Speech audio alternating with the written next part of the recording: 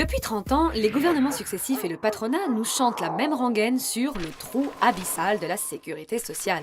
Les plans d'économie s'enchaînent pour le réduire et on en viendrait presque à oublier les origines de notre sécu.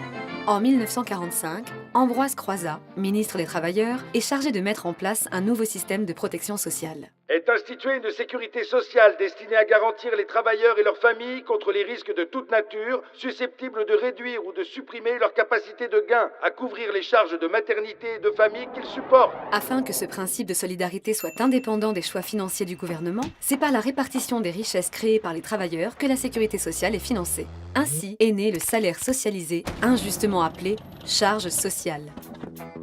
Depuis les années 80, les exonérations de cotisations sociales se multiplient au profit de nouvelles taxes comme la CSG. Cette contribution sociale généralisée est même payée par les retraités, alors que les cotisations sociales financent aussi les retraites ou l'assurance chômage. Pire, si les patrons avaient payé leurs cotisations, les comptes de la Sécu seraient dans le vert. Et hop, fini le trou.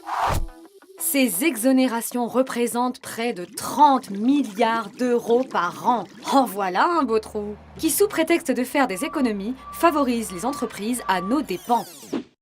Alors que nos cotisations sociales disparaissent, que nos droits régressent, cessons la politique d'austérité qui remplit les poches des assurances privées et reconstruisons notre sécurité sociale avec la CGT, en faisant cotiser plus les entreprises qui font le choix de la précarité et des bas salaires, en transformant la CSG en cotisation salariale et patronale, en réalisant l'égalité des salaires hommes-femmes pour apporter plus de 5 milliards d'euros de recettes à l'assurance vieillesse, en supprimant les exonérations de cotisations patronales, en créant une contribution sociale sur les intérêts et dividendes versés aux actionnaires.